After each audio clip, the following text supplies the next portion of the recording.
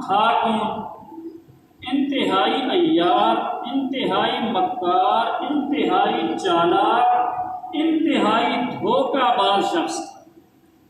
مذہبی اعتبار سے آتش پرست تھا، آگ کی پوجا کرنے والا۔ بعض کہتے ہیں مجوسی تھا اور بعض کہتے ہیں مجوسی اور آتش پرست ایک ہی مذہب ہے۔ ایران کا رہنے والا تھا۔ حضرت عمر رضی اللہ تعالیٰ عنہ کے زمانے میں جب فتوحات کی کثرت ہوئی اور مسلمانوں نے ایران کو بھی فتح کرنا شروع کر دیا تو وہ ایران کے بادشاہ یزدگرد کے پاس آیا ہرمزان، کہنے لگا جی اگر آپ صوبہ اہواز، ایران کا ایک صوبہ تھا اب بھی ہے، اگر وہ اہواز صوبہ آپ مجھے دے دیں تو میں مسلمانوں کو روک دوں گا، وہ آگے نہیں بڑھیں گے۔ یزدگرد نے کہا ٹھیک ہے بھی اہواز تمہارا ہو گیا۔ اب اس کی چالاکیاں مکاریاں اتنی ہیں کہ بیان کرتے کرتے آدمی تھک جائے۔ وہ مکاری کیا کرتا تھا؟ مسلمانوں کا پہلے تو مقابلہ کیا، جب دیکھا کہ کام خراب ہے اور مسلمانوں پر چڑھائی کر رہے ہیں اور ہم جو ہے بالکل ختم ہونے والے ہیں تو مسلمانوں کے سامنے ہتھیار ڈال دیں کہ جی صلح کر دیں۔ اب مسلمانوں رک جاتے، اب صلح کر لی کچھ مدت تک کے لیے، پھر مسلمانوں نے سازش شروع کر دی، دوسری دفعہ پھر کسی اور دھوکے سے، تیسری دفعہ پھر کسی اور دھوکے سے، الغرض اس نے 5-6 مرتبہ مسلمانوں کی فوج کو دھوکہ دیا۔ آخر تنگ آ کر حضرت سعد بن ابی وقاص رضی اللہ تعالیٰ عنہ نے جو سب کمانڈ کر رہے تھے فوج کی، انہوں نے مدینہ منورہ خط لکھا امیر المومنین حضرت عمر بن خطاب رضی اللہ عنہ کہ ایسے ایسے ہرمزان نام کا ایک آدمی ہے اور اس نے بڑا پریشان کیا ہوا ہے، کبھی صلح کر لیتا ہے کبھی ہار مان لیتا ہے، اس کے بارے میں کوئی فیصلہ فرمائیں کہ ہم اس کا کیا کریں۔ اس کو کہتے ہیں جہاد۔ خود نہیں قتل کیا، اجازت مانگ رہے ہیں، اور ہمارے سامنے کوئی آ جائے یہ جی کافر ہے چلو جی اڑاؤ اللہ اللہ فیصلہ۔ تو حضرت عمر رضی اللہ عنہ نے کچھ فوج بھیجی اور اجازت دے دی کہ اس کو جب ملے موقع ملے تو اس کو قتل کر۔ خیر وہ آئے اور لڑائی شروع ہوئی، اہواز کے قریب مسلمان پہنچ گئے۔ اس نے دیکھا کہ اب تو میرا پکڑا جانا بالکل یقینی بن گیا ہے، تو اہواز قلعہ نما تھا تو اس نے قلعہ کے اندر چھپ کر پناہ لے لی اور قلعے کے دروازے بند کر دیے۔ اب مسلمانوں نے باہر محاصرہ کر لیا، میں کبھی تو نکلے گا۔ ایک آدمی نے ڈھونڈا قلعے کے باہر سے تو اس کو راستہ مل گیا خفیہ، ایک جگہ سے قلعے کی دیوار کے نیچے سے پگڈنڈی تھی اور اندر پانی جانے کے لیے نہر سی بنی تھی، چھوٹی سی کھالا تھا، اس کے اندر پانی جاتا تھا۔ تو وہ مسلمان ایک اندر سے اس پگڈنڈی کے اندر سے کھالے میں سے گزر گیا اور اس نے جا کر گیٹ کھول دیے رات کے وقت۔ تو صبح ہونے سے پہلے پہلے مسلمان اس قلعے کے اندر داخل ہو گئے۔ اب اس کو جب اس نے دیکھا کہ اب کوئی بھی صورت نہیں ہے ہرمزان نے، تو گرفتاری دے دی خود ہی۔ کہنے لگا کہ میں ایک شخص پر گرفتاری دیتا ہوں ایک شرط پر کہ آپ مجھے قتل نہیں کریں گے اور مجھے امیر المومنین کے پاس بھیجیں گے مدینہ، وہ خود مجھے قتل کرے۔ یہ بھی اس کی عیاری اور مکاری تھی۔ چنانچہ اس کو مدینہ منورہ بھیج دیا گیا۔ اب مدینہ میں آیا، اس کے پیچھے جو فہرست تھی جرموں کی وہ اتنی بڑی تھی کہ اس کی معافی کسی صورت نہیں ہو سکتی۔ حضرت عمر نے صحابہ کرام سے مشورہ کیا کہ کیا کرنا چاہیے اس کا، تو سب کی رائے یہ تھی کہ اس کو قتل کر دیا جائے، اس نے بہت نقصان پہنچایا مسلمان۔ فیصلہ ہو گیا کہ ٹھیک ہے اس کو قتل کر دیا جائے، گردن مار دی جائے۔ جلاد کو بلا لیا گیا، عوام بیٹھے ہوئے دیکھ رہے ہیں، تو اس وقت بھی وہ چالاکی سے باز نہیں ہے۔ کہنے لگا امیر المومنین آپ بھی عجیب آدمی ہیں، یعنی کچھ ٹائم اس کا دیکھو ذہن کام کر رہا ہے اب بھی، حالانکہ یقین ہے کہ 2 منٹ کے بعد میری گردن پر تلوار چل جائے گی، اس وقت بھی ساز باز سے باز نہیں آیا۔ کہنے لگا جی اصول ہے دنیا کا کہ آخری وقت میں خواہش پوچھی جاتی ہے، آپ نے اتنا بھی نہیں کہ مجھ سے پوچھ تو لیتے کہ بھئی میری آخری خواہش کیا ہے۔ آپ نے کہا چلو بتاؤ کیا خواہش ہے، کیا تم چاہتے ہو آخری وقت میں؟ کہنے لگا مجھے اور تو کچھ نہیں، ایک گلاس پانی پلانے بس، گلا خشک ہو رہا ہے۔ تو آپ نے حکم دیا کہ جاؤ پانی لے اس کو پلاؤ۔ اب اس نے گلاس پانی کا پکڑا، پیچھے دیکھتا ہے تو جلاد کھڑا ہوا گردن مارنے کے لیے۔ کہنے لگا جی مجھے خطرہ ہے، میں گلاس منہ کو لگاؤں گا اور جلاد میری گردن اڑا دے گا، آپ اس کو کہیں ذرا پیچھے ہٹ جائے، میں تسلی سے پانی پی لوں۔ تو حضرت عمر رضی اللہ عنہ نے فرمایا لا بأس علیک حتی تشربہ کہ تجھے امن ہے جب تک تو اس پانی کو تسلی سے پینا ہے، یعنی مطمئن ہو، کوئی مسئلہ نہیں ہے، میں آرڈر دے رہا ہوں آپ پانی پی لیں تب جا کے۔ تو اس نے دوبارہ کہا کہ کیا کہا امیر المومنین آپ نے، اونچی آواز سے تاکہ دوسرے لوگ بھی سنیں۔ حضرت عمر نے پھر فرمایا کہ لا باس علیک حتی تشربہ، تو تیسری مرتبہ پھر حضرت عمر سے اس نے کہلوایا۔ جب 3 مرتبہ یہ فکرہ پورا ہو گیا تو اس نے گلاس پانی کا نیچے پھینک دیا، مجھے پانی نیچے گرا دیا اور کہا کہ اب تو آپ مجھے قتل نہیں کر سکتے، آپ نے مجھے امن دیا ہوا ہے کہ جب تک میں اس پانی کو پی نہ لوں آپ میری گردن نہیں ماریں گے، اور پانی ہے نہیں۔ حضرت عمر بڑے حیران ہوئے کہ بات تو واقعی درست ہے، ایسی چالاکی اس نے چلی ہے۔ حضرت عمر نے فرمایا بھائی میرا تو یہ ارادہ نہیں تھا قطعاً کہ میں تیری جان بخشی کروں گا، ایک جملہ تھا میں نے بول دیا تھا۔ انہوں نے کہا نہیں جی آپ اپنے مفتیوں سے پوچھیں کہ اس لفظ کا کیا مطلب بنتا ہے لا باس علیک۔ تو آپ نے پوچھوایا مختلف صحابہ کرام سے بھائی اگر ایسا جملہ بول دیا جائے تو کیا اگلا کو امن مل جاتا ہے؟ صحابہ بھی دیکھیں، جو صحابہ مشورہ دے رہے تھے کہ اس کی گردن اڑا دی جائے، لیکن دینی معاملات ایسے ہوتے ہیں کہ صحابہ نے کہا جی مانا تو اس کا یہی بنتا ہے کہ اگر لا باسا کہہ دیا جائے تو مطلب تو یہی بنتا ہے کہ اس کو امن، تو آپ نے اس کو چھوڑ دیا۔ جب ہرمزان کی جان بخشی ہو گئی، اس کو امان مل گئی اور ظاہری طور پر اس نے کلمہ بھی پڑھ لیا، تو وہ مطمئن ہو گیا کہ اب مسلمانوں کی طرف سے مجھے کسی قسم کا کوئی خوف اور پریشانی نہیں ہوگی۔ اور اندر ہی اندر وہ حضرت عمر رضی اللہ تعالیٰ عنہ سے بدلہ لینے کی فکر میں تھی، چنانچہ موقع کی تلاش میں رہا۔ ایک مرتبہ دیکھا حضرت عمر رضی اللہ تعالیٰ عنہ مسجد نبی کے اندر سر کے نیچے اینٹ کا ٹکڑا رکھ کے آرام فرما رہے ہیں، دوپہر کے وقت میں قیلولہ کر رہے ہیں۔ تو اس نے صحابہ سے پوچھا کیا امیر المومنین ایسے ہی رہتے ہیں، ان کا کوئی باڈی گارڈ، کوئی ساتھ میں محافظ نہیں ہوتا؟ کہا کہ نہیں، یہ تو ایسے ہی رہتے ہیں، کوئی ساتھ باڈی گارڈ نہیں رکھتے، کوئی آدمی ساتھ نہیں رکھتے کہ جو حفاظت کے لیے وہ مانگو۔ تو دل ہی دل میں کہنے لگا پھر تو اچھا موقع ہے، کبھی تو موقع ملے گا۔ اب اس نے اپنے ہم خیال آدمی تلاش کرنا شروع کیے کہ کوئی ہم خیال بندہ مل جائے جو اس کام میں میری مدد کرے۔ چنانچہ اس کو 2 آدمی مل گئے، ایک آدمی بلکہ دونوں ہی مجوسی مذہب کے ایرانی تھے، ایک کا نام فیروز تھا، ابو لولو اس کی کنیت تھی اور مشہور ابو لولو کے نام سے تھا، اور دوسرے کا نام جفینہ تھا۔ یہ دونوں ہی غلام تھے۔ فیروز ابو لولو حضرت مغیرہ بن شعبہ رضی اللہ تعالیٰ عنہ کا غلام تھا، اور جفینہ حضرت سعد بن ابی وقاص رضی اللہ تعالیٰ عنہ کا غلام تھا۔ حضرت عمر رضی اللہ تعالیٰ عنہ کا اصول تھا کہ آپ کسی بالغ غیر مسلم کو مدینہ منورہ میں نہیں رہنے دیتے تھے۔ اب مغیرہ بن شعبہ رضی اللہ تعالیٰ عنہ نے امیر المومنین سے اجازت مانگی۔ حضرت مغیرہ بن شعبہ کوفہ کے گورنر تھے حضرت عمر رضی اللہ عنہ کی طرف سے، انہوں نے آپ سے اجازت مانگی کہ امیر المومنین ٹھیک ہے مجوسی مذہب کا ہے میرا غلام فیروز ابو لولو، لیکن وہ کاریگر ہے، کافی سارے کام جانتا ہے، لکڑی کا کام اچھی طرح جانتا ہے، نقش و نگار کا کام اچھی طرح جانتا ہے، لوہار بھی ہے، لوہے کا کام اچھی طرح جانتا ہے، چکیاں بھی بنا لیتا ہے، چکی کا کام بھی اچھی طرح جانتا ہے، اور ہر قسم کی چکی بنا لیتا ہے، پن چکی بنا لیتا ہے اور ہوا والی چکی بنا لیتا ہے۔ تو اتنے اس کو کام آتے ہیں، اس کی وجہ سے اہل مدینہ کا فائدہ ہوگا، اس کو رہنے کی اجازت دے دی۔ حضرت عمر نے اجازت دے دی۔ اور جفینہ عیسائی مذہب کا تھا، مجوسی نہیں تھا، میں بھول گیا، جفینہ کا مذہب نصرانی تھا، عیسائی تھا۔ حضرت سعد بن ابی وقاص رضی اللہ عنہ نے اس کی اجازت اس طرح لی کہ وہ لکھا پڑھا، انہوں نے اجازت مانگی کہ یہ بہت پڑھا لکھا ہے تو مدینہ منورہ کے اندر آ کر یہ لوگوں کو پڑھنا لکھنا سکھائے گا۔ ان دونوں کی اجازت ہو گئی تھی، یہ دونوں رہنے لگے۔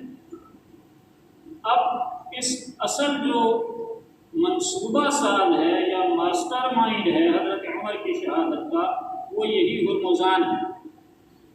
اس نے ہی ذہن سازی کی تھی فیروز ابو لولو کی۔ ایک دفعہ مولانا فیروز ابو لولو کے متعلق سن لیجیے۔ حضرت مغیرہ بن شعبہ رضی اللہ تعالی عنہ نے فیروز ابو لولو کے ساتھ یہ معاہدہ کیا تھا اپنے غلام کے ساتھ کہ آپ نے سارا دن جو محنت مزدوری کرنی ہے، آپ بہت سارے کام جانتے ہیں، شام کو صرف 2 درہم مجھے دے دیا کریں، یعنی مالک کو، اور باقی آپ کے 2 درہم آج کل کے اعتبار سے 200 روپے بنتے ہیں۔ اب 200 روپے کی کیا ویلیو ہے؟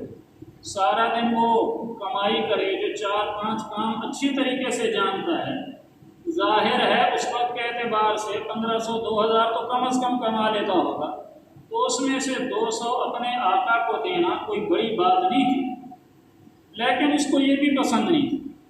ایک دفعہ سیدنا عمر رضی اللہ تعالیٰ عنہ چند صحابہ کرام کے ساتھ بازار کا گشت کر رہے تھے، حضرت علی رضی اللہ عنہ بھی ساتھ تھے، حضرت عبداللہ بن زبیر بھی ساتھ تھے، تو چلتے چلتے یوں گشت میں ٹولے کی صورت میں جا رہے تھے، تو اس نے دیکھا وہ اپنی دکان میں کام کر رہا تھا، فیروز ابو لولو اٹھ کے جلدی جلدی بھاگا آیا کہ امیر المومنین آپ سے کام ہے۔ آپ کے کیا کام ہے؟ کام یہ ہے کہ میرا آقا یعنی حضرت مغیرہ بن شعبہ رضی اللہ عنہ مجھ سے محنت مزدوری بہت کراتے ہیں اور شام کو اجرت لے لیتے ہیں زیادہ۔ پوچھا بھئی کیا اجرت لیتے ہیں؟ کہ جی 2 درہم۔ کہ کام تم کون سے کرتے ہو؟ کہ جی فلاں کام بھی کرتا ہوں، فلاں بھی کرتا ہوں، فلاں بھی کرتا ہوں، فلاں کام بھی کرتا ہوں۔ تو حضرت عمر رضی اللہ نے فرمایا کہ اچھا اتنے کاموں کے عوض یہ 2 درہم تو بہت کم ہے، جاؤ خوش اسلوبی سے اپنے مالک اور آقا کے ساتھ رہو۔ اور پھر حضرت عمر نے اس کی دل لگی کے لیے، اس کو خوش کرنے کے لیے پوچھا میں نے سنا تم چکی بھی بنا لیتے ہو؟ کہنے لگا ہاں چکیاں بھی بناتا ہوں۔ تو حضرت عمر رضی اللہ نے فرمایا کہ یار میرا دل کرتا ہے کہ ایک چکی مجھے بھی بنا دو۔ کہنے لگا ہاں جی آپ کو میں ایسی چکی بنا کے دوں گا کہ پوری دنیا کے اندر اس کی دھوم ہوگی۔ حضرت عمر تھوڑا سا ٹھٹ کے حیران ہوئے، حضرت علی کی طرف دیکھا تو سیدنا علی رضی اللہ نے پھر عرض کیا کہ امیر المومنین یہ آپ کو قتل کی دھمکی دے رہا ہے، یہ جو کہہ رہا ہے نا کہ ایسی چکی بناؤں گا کہ جس سے پوری دنیا کے اندر دھوم ہوگی، یہ آپ کو قتل کی دھمکی دے رہا ہے۔ خیر بات آئی گئی ہو گئی۔ اب یہ فیروز ابو لولو اور ہرمزان کی ملاقات ہوئی اور دونوں نے سوچا کہ کس طرح امیر المومنین کا کام تمام کیا جائے، اعوذ باللہ ان کو شہید کیا جائے۔ ساتھ میں جفینہ بھی مل گیا، وہ عیسائی تھا، نصرانی تھا۔ یہ تینوں مغلوب اور مفتوح قوموں کے سردار تھے۔ یہ بات ذہن میں رہے کہ انہوں نے اتنے بڑے کام کا کیسے سوچ لیا۔ آج کوئی نوکر ہو کیا اس کے ذہن میں آ سکتا ہے کہ میں ملک کا جو سربراہ ہے اس کو قتل کر دوں؟ ایسی بات ذہن میں نہیں آتی۔ تو ہرمزان اہواز صوبے کا مالک اور گورنر تھا۔ یہ الگ بات ہے کہ اب وہ قیدی ہو کر آیا اور غلام بن گیا۔ تو یہ لوگ مفتوحہ علاقوں کے اپنے اپنے علاقوں کے سردار تھے، کیونکہ جنگی قیدی تھے اور جنگی قیدی غلام ہوتا ہے، اس لیے انہوں نے یہ کام کیا۔ ورنہ عام نوکر آدمی، ملازم آدمی اتنی بڑی سوچ نہیں رکھتا کہ میں ملک کے سربراہ کو جا کر مار دوں، ایسا اتنا ذہن ہی نہیں ہوتا، چھوٹے لوگوں کا چھوٹا ہی ذہن ہوتا ہے۔ تو یہ تینوں کا منصوبہ تھا۔ اب حضرت عمر رضی اللہ عنہ کی شہادت سے کوئی 1-2 دن پہلے کی بات ہے، یہ تینوں اکٹھے کھڑے ہوئے تھے۔ ہرمزان اور فیروز ابو لولو کی آپس میں بات پہلے طے ہو گئی تھی کہ ایسے ایسے یہ کام کرنا ہے۔ تو چونکہ لوہار تھا فیروز، اس نے کہا ہاں میں کوئی خنجر وغیرہ تیار کروں گا، تو اس نے خنجر تیار کیا 2 دھار والا، پھر اس کو زہر میں بجھایا اور وہ خنجر چھپا کے لایا ہرمزان کو دکھانے کے لیے۔ اب ہرمزان اور فیروز ابو لولو اور جفینہ یہ تینوں، اور فیروز ابو لولو کی چھوٹی بچی بھی ساتھ، وہ چھوٹی تھی، تو یہ 3 آدمی اور ایک وہ بچی اکٹھے کھڑے ہوئے تھے کسی چوک میں، کسی چوراہے پہ، آپس میں خسر کر رہے تھے کہ کیسے کام کرنا ہے۔ قریب سے حضرت عبد الرحمن بن ابی بکر رضی اللہ تعالیٰ عنہ گزرے۔ حضرت ابو بکر رضی اللہ عنہ کے صاحبزادے تھے، اور عبید اللہ بن عمر جو حضرت عمر کے صاحبزادے ہیں، ان کے بہت گہرے اور قریبی دوست تھے۔ وہ قریب سے گزرے، دیکھا 3 آدمی کھڑے ہوئے ہیں، انہیں کوئی شک نہیں ہوا، ان کو آتا دیکھ کر یہ خاموش ہو گئے، اور وہ خنجر جو فیروز نے تیار کیا تھا ہرمزان کو دکھا رہا کہ دیکھو یہ خنجر کیسا ہے۔ ہرمزان نے کہا یہ خنجر تو ایسے لگتا ہے کہ جس کو بھی لگے گا اس کو زندہ نہیں چھوڑے گا۔ وہ خنجر کو الٹ پلٹ رہا تھا، ہرمزان دیکھ رہا تھا۔ جب دیکھا کہ دور سے عبد الرحمن بن ابی بکر آ رہے ہیں تو وہ خنجر کو چھپانے لگا تو خنجر نیچے گر گیا۔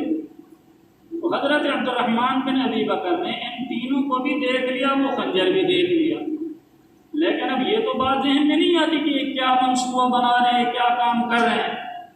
اگر اس وقت ذہن میں یہ بات آ جاتی تو وہ جا کر پہلے ہی بتا دیتے۔ ان کو ذہن میں یہ بات نہیں آئی۔ اب ہم میں سے کوئی گزر رہا ہو کہ دو بندے بات کر رہے ہیں، ہم کہاں شک کریں گے کہ یہ کیا بات کر رہے ہیں، اور اتنا بڑا منصوبہ بنا رہے ہیں، یہ ذہن میں بات آتی نہیں ہے، فطرت کی بات۔ تو انہوں نے کچھ نہیں کہا۔ تو خیر ایک دن بعد یا 2 دن بعد، منصوبہ تو پہلے سے طے ہو گیا تھا، اب فجر کی نماز پڑھانے کے لیے سیدنا عمر بن خطاب رضی اللہ تعالیٰ عنہ مسجد میں آئے، اور آپ کی یہ عادت تھی، نمازی پہلے سے آئے ہوتے تھے۔ حضرت عمر رضی اللہ عنہ مسجد میں داخل ہوئے، فجر کی نماز کا وقت تھا، اندھیرا تھا، کوئی روشنی کا انتظام نہیں تھا، صفیں بنی ہوئی تھی، اور حضرت عمر کی عادت تھی کہ آتے ہی آواز لگاتے آتے کہ صفیں درست کر لو، صفیں درست کر لو۔ وہ فیروز ابو لولو رات کو ہی آ کر چھپ گیا تھا محراب کے اندر، بڑا محراب ہوگا، اب وہ پہلے سے چھپا کھڑا تھا۔ صحابہ آتے رہے، سنتے پڑھتے رہے، بیٹھتے رہے، اندھیرا تھا، نظر تو کچھ آیا نہیں۔ حضرت عمر رضی اللہ عنہ آئے اور آ کر صحابہ کہتے ہیں کہ ہم نے صرف یہ بات سنی کہ صفیں درست کر لو، صفو صفوفکم، صفو صفوفکم، یعنی اپنی صفیں درست کر لو، یہ الفاظ حضرت عمر رضی اللہ عنہ نے ادا کیے۔ اس کے بعد تکبیر تحریمہ کی آواز بھی ہم نے سنی، اللہ اکبر۔ اس کے بعد صحابہ کہتے ہیں ہم نے کوئی آواز نہیں سنی۔ جو قریب والے تھے، یعنی امام کے پیچھے جو 2-4 مقتدی ہوتے ہیں، وہ کہتے ہیں کہ ہم نے اتنا سنا کہ حضرت عمر کہہ رہے ہیں اکلنی کلبن، یا دوسرے صحابی کہتے ہیں میں نے یہ سنا، حضرت عمر فرما رہے ہیں اکلنی کلبن، جس کا ترجمہ ہے کہ کتے نے مجھے قتل کر دیا یا کتا مجھے کھا گیا۔ اور پچھلی صفوں والوں نے جب دیکھا کہ آواز نہیں آ رہی امام صاحب کی تو وہ زور زور سے سبحان اللہ کہنے لگے، شاید امام صاحب بھول گئے ہیں، اور ادھر یہ واقعہ ہو گیا تھا۔ تو فیروز ابو لولو جو چھپا کھڑا تھا، خنجر پہلے سے تیار تھا، اس نے حضرت عمر رضی اللہ تعالیٰ عنہ پر 3 وار کیے۔ بعض روایت میں 6 آتا ہے، بعض میں آتا ہے 3 وار، جہاں بھی لگے، اندھیرا تھا، پتہ تو تھا نہیں کہ کہاں وار کرنا ہے۔ اس نے 1 وار کیا، دوسرا کیا، تیسرا کیا، حضرت عمر رضی اللہ تعالیٰ عنہ نیچے گر پڑے۔ لیکن نماز کی اہمیت کا اندازہ لگائیں، ہمارے ساتھ کوئی ایسا ہو جائے آج تو پوری مسجد پریشان ہو جائے گی، نماز بھول جائے گی، نماز کہاں گئی۔ حضرت عمر نے حضرت عبد الرحمن بن عوف سے کہا کہ تم نماز پڑھا۔ حضرت عبد الرحمن بن عوف آگے آئے اور انہوں نے نماز پڑھائی۔ نماز کے بعد حضرت عمر رضی اللہ عنہ کو اٹھایا، گھر لے گئے، حالت زیادہ نازک تھی۔ اچھا، فیروز نے کیا کام کیا، اس نے حضرت عمر پر وار کرنے کے بعد اس نے باہر نکلنا تھا مسجد سے، اور آگے حضرات صحابہ کرام تھے، جو بھی سامنے آتا اس کو خنجر مارتا گیا۔ 13 آدمیوں کو اس نے زخمی کیا، 13 میں سے 9 شہید ہو گئے، 4 زندہ بچے۔ اور آخر میں ایک آخری صف کے اندر ایک آدمی کو کچھ محسوس ہوا، آخر سے روشنی بھی آ رہی تھی تھوڑی بہت، تو اس کو محسوس ہوا کہ یہ آ رہا ہے۔ اس نے آخری صحابی کا نام مذکور نہیں ہے، وہ کون تھے، اتنا لکھا ہے کہ ایک صحابی، ان کے پاس چادر تھی بڑی، جیسے لکار ہوتی ہے، تو انہوں نے زور سے اس کے اوپر وہ چادر ڈال دی کہ کسی طرح پکڑا جائے۔ جب اس نے دیکھا کہ اب تو میرا کام خراب ہے اور مجھے تو مار دیا جائے گا، اس نے وہ خنجر اپنے سینے میں مارا اور وہیں خودکشی کی۔ اس طرح اس کا کام تو وہیں تمام ہو گیا۔ اب حضرت عمر رضی اللہ عنہ کو اٹھا کر گھر میں لائے، طبیب بلائے گئے، حکیم، ایک حکیم آیا، دوسرا آیا، تیسرا آیا، بالآخر تیسرے حکیم نے کہا کہ امیر المومنین آپ نے جو وصیتیں کرتے ہوں وصیت کر دیجیے۔ مطلب یہ تھا کہ بچنا مشکل ہے۔ تو 3 دن حضرت عمر رضی اللہ تعالیٰ عنہ زخمی رہے۔ بعض روایات میں آتا ہے 26 ذوالحجہ کو حملہ ہوا، فجر کی نماز میں، بدھ کا دن تھا، اور بعض روایات میں آتا ہے، جو زیادہ روایات ہیں وہ یہ ہیں کہ 27 ذوالحجہ فجر کی نماز جمعرات کے دن آپ پر حملہ ہوا۔ 3 دن آپ اس زخمی حالت میں رہے، اور پھر 3 دن کے بعد یکم محرم اتوار کے دن آپ کی شہادت باقی، اور آپ نے حکم فرمایا تھا کہ میری نماز جنازہ حضرت صہیب رومی پڑھائیں رضی اللہ تعالیٰ عنہ، صحابی ہیں، اور یہ بھی حکم دیا تھا کہ جب تک میری شہادت نہ ہو جائے یا میں ٹھیک نہ ہو جاؤں تب تک میری جگہ نمازیں بھی صہیب رومی ہی پڑھائیں۔ تو حضرت صہیب رومی رضی اللہ تعالیٰ عنہ نے نمازیں بھی پڑھائیں اور آپ کی نماز جنازہ بھی حضرت صہیب رومی نے ہی پڑھائی، اور شہادت سے پہلے اپنے بیٹے کو بلایا حضرت عبداللہ بن عمر کو، اور کہا بیٹا آپ ام المومنین حضرت عائشہ کے پاس جائیں اور انہیں کہیں کہ عمر کہہ رہا ہے اگر اجازت ہو تو میں اپنی تدفین کے لیے روزے میں جگہ لے لوں۔ اور ساتھ پھر دوبارہ کہا کہ ٹھہرو بیٹا، امیر المومنین نہ کہنا کہ امیر المومنین یوں کہہ، اس لیے کہ میں امیر المومنین نہیں ہوں، صرف عمر کہنا۔ پھر ام المومنین وہاں تو غم کا عالم تھا، سب رو رہے تھے، انہوں نے اجازت دے دی۔ پھر اس کے بعد فرمایا کہ اچھا میں شہید ہو جاؤں تو ایسا نہ ہو کہ میری روگ کی وجہ سے اجازت دے دی ہو، میری شہادت کے بعد میری چارپائی کو بھی کمرے کے باہر رکھ دینا، ایک دفعہ پھر اجازت مانگنا، اگر اجازت دے دیں تو مجھے روزے کے اندر تدفین میری کر دیں۔ ام المومنین نے فرمایا کہ یہ جگہ تو میں نے اپنے لیے رکھی تھی لیکن امیر المومنین فرما رہے ہیں تو یہ جگہ میں ان کو دے دی۔ چنانچہ ان کی تدفین روضہ انور کے اندر حضرت صدیق اکبر رضی اللہ تعالیٰ عنہ کے پہلو میں تدفین عمل میں لائی ہے۔ تو حضرت عمر رضی اللہ تعالیٰ عنہ کی شہادت یوں ہوئی